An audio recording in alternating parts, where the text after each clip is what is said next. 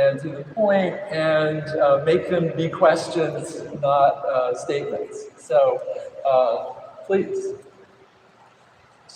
Hi, Madam President. My name is Eric. I'm actually a history major.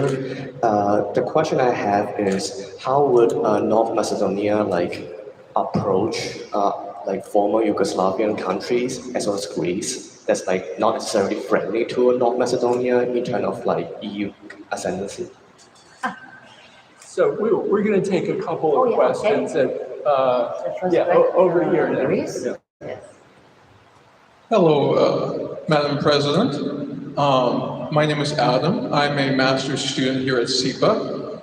I recently returned from Georgia as a Peace Corps volunteer, and I noticed significantly Georgia's turn towards Russia away from the European Union in many avenues.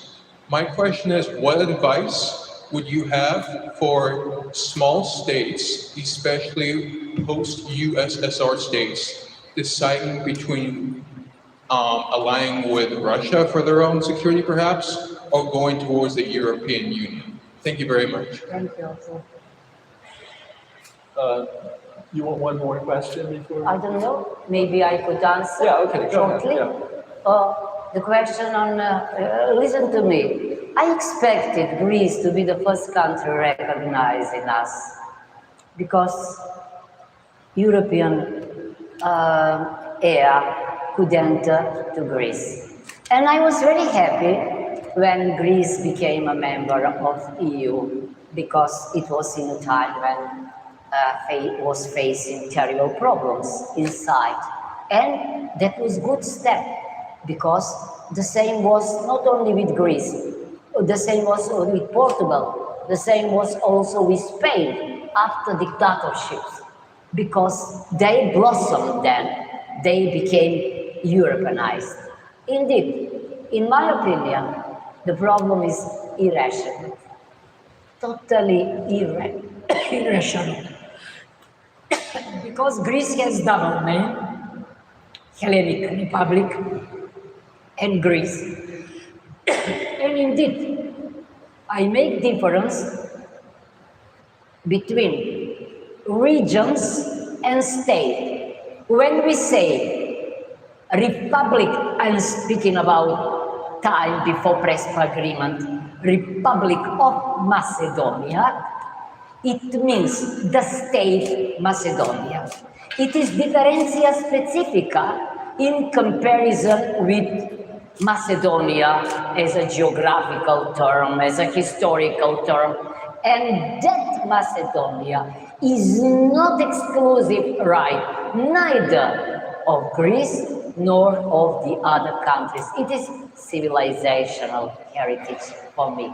But in Balkans, sometimes we use, how to say, emotions are excellent for art, but racial is for diplomacy.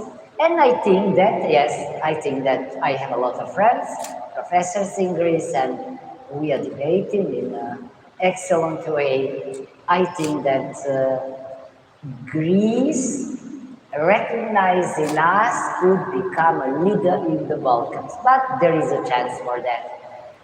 The question with Georgia was, no, it was yes. I know the Prime Minister of Georgia. He was the member of the Venice Commission. The Venice Commission is, probably you know, Commission for Democracy through Rule of Law, the most respected body of the European Commission. Disappeared recently on 11th of October. I will have a speech there. Why? Because I was a member.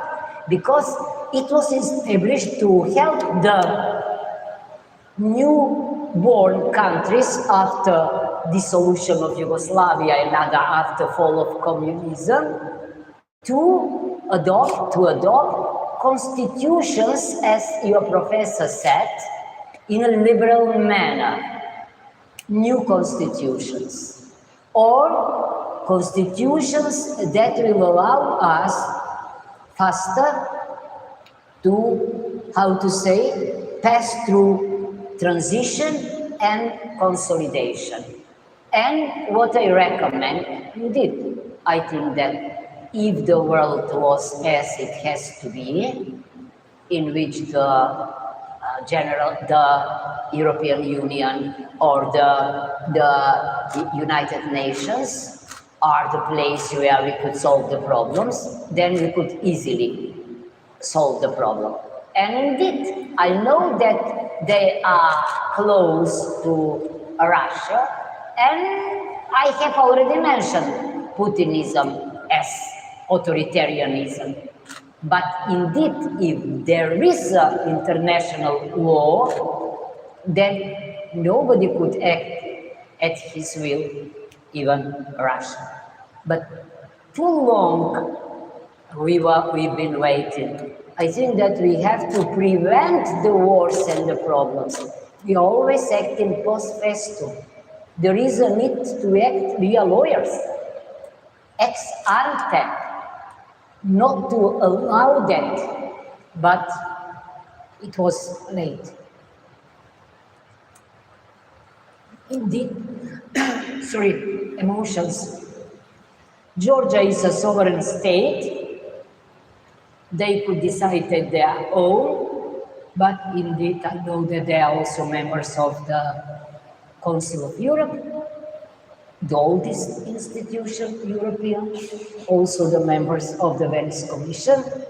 Venice Commission is competent to deliver opinions on different problems, and they are not compulsory, but indeed it is a very respected organ with well-known lawyers, professors, and mostly the opinions are respected.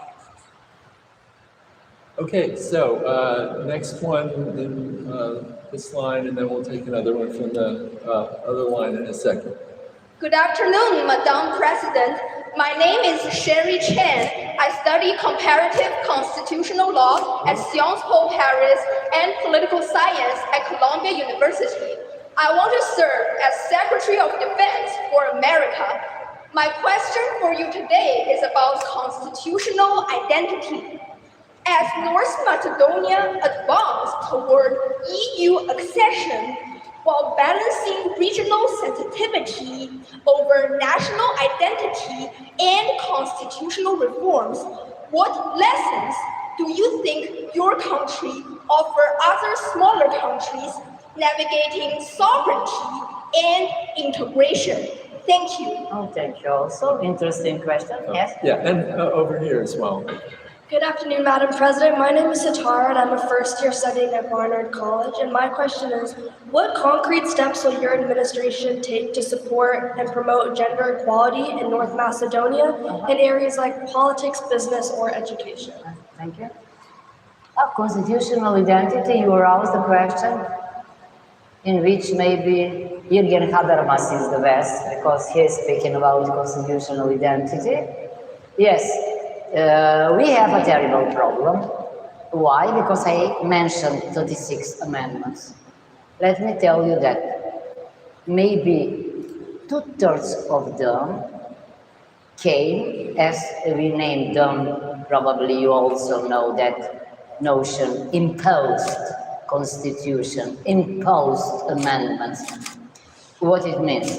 That they are not arisen by constitutionally authorized actors, in our case, 1,500,000 citizens could arise this question.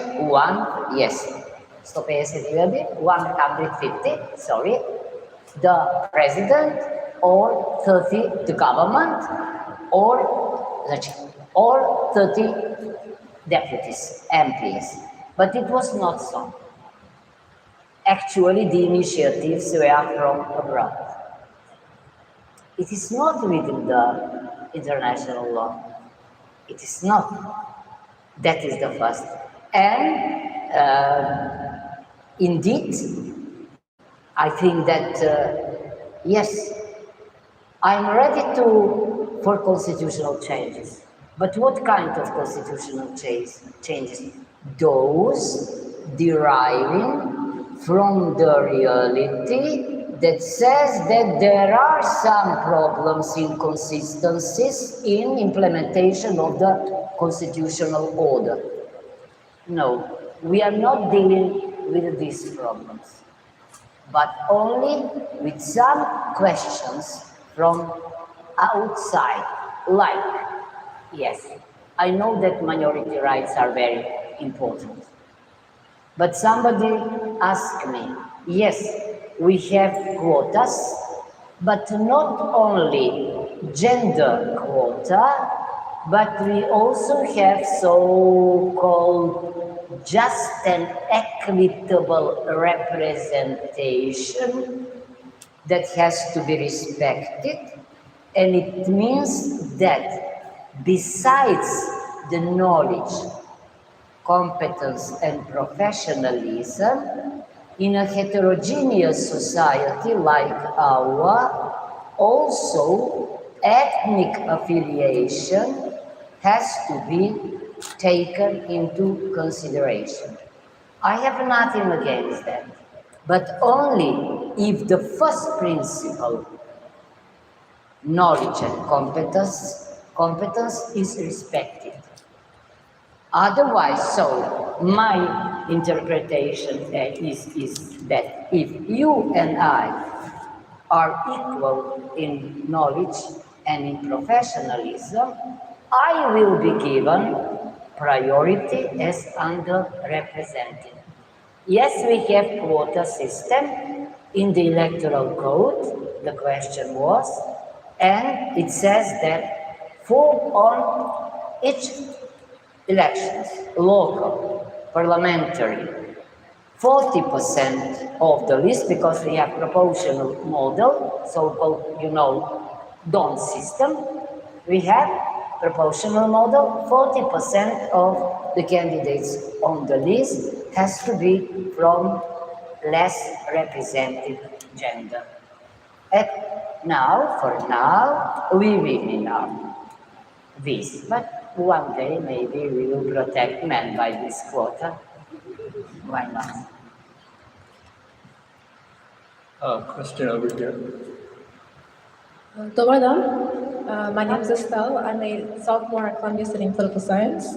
And I was in Skopje this summer for 2 weeks and learned a lot about the country through interacting with the people and from all different ethnic groups in Macedonia. And since the conflict in Macedonia in 2001, schools in Macedonia have often been divided along ethnic borders, with Macedonian, Albanian, Turkish, and Bosniak students learning in their own languages to give context. And while this, of course, protects their cultural identity, it can also limit interaction and understanding between groups. I witnessed myself how the youth in Skopje had to often communicate with each other in English. And to allow for everyone native to the country to feel themselves part of the country, of the same country, what are your goals for strengthening interregional cooperation in Macedonia? Yes. Hvala. Excellent question. Actually, this question was somehow also touched and arisen by your professor. Yes, ethnocracy is not a model of democracy. It was present in the time of Althusius, and then, indeed, even when ethnicities were probably the most important. A colleague of mine several times has mentioned civil society, civic political culture. That is very, very important. I also worry that, you're right, we need code for communication. Yeah, like you English. Yes, indeed, I know well the Convention on Regional and Minority Languages adopted by the Council of Europe, and we respect that. But you are right that sometimes only English, because we have several official languages, as you know, but indeed, it doesn't mean that they are official in the same scope, how to say, yes, some are on local level, some are in some situation on central level, but you are right. Sometimes under attack of nationalists, or I don't know, some demands are that all languages have to be equal wherever it is, and imagine to try to understand each other by interpreter. It is mission impossible. Because, yes, in South and in Central and Eastern Europe, the states appeared on this or within this formula as national states. Not like in France, so ethnos was the most important, not demos like in France, but it was during the process of establishments. What we need now, and there are national states, as you know, yes, Macedonia, Albania, Croatia, and etc. So you could not be the same or enjoy totally the same rights wherever you are, because really we need, yes, I have already said, a language that will be code for understanding. Sometimes there is a problem, and I used to say that what we need is fragmentation within the ethnicity, because indeed in civil society it is important. Are you with social democratic orientation? Are you with conservative orientation? Not are you Macedonian, are you Turk, are you Albanian, and then both the parties and civil society is divided following the ethnic lines. Then there is no possibility to build political nation. There is no possibility to build democracy, because democracy could not exist without the demos. Demos, as you know, from Jean-Jacques Rousseau, includes the individuals, not the collectivities. So, yes, I agree. Maybe next time will be better. Well, that was such a high note that I think we will wrap it up at that point. Thank you so much for those inspiring.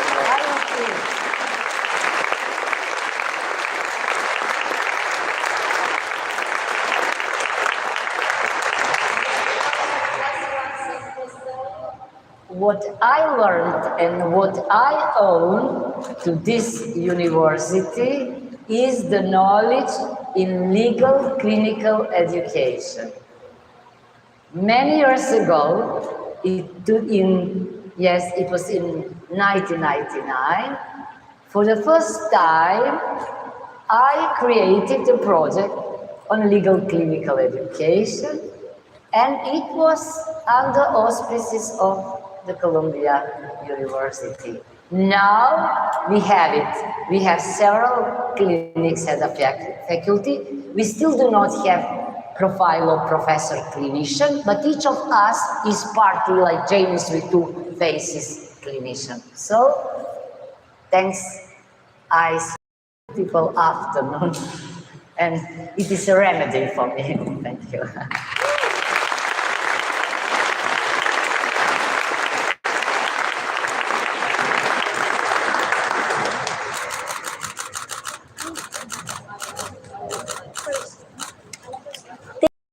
Us for today's event. Please remain seated while our guest speakers depart. When exiting, please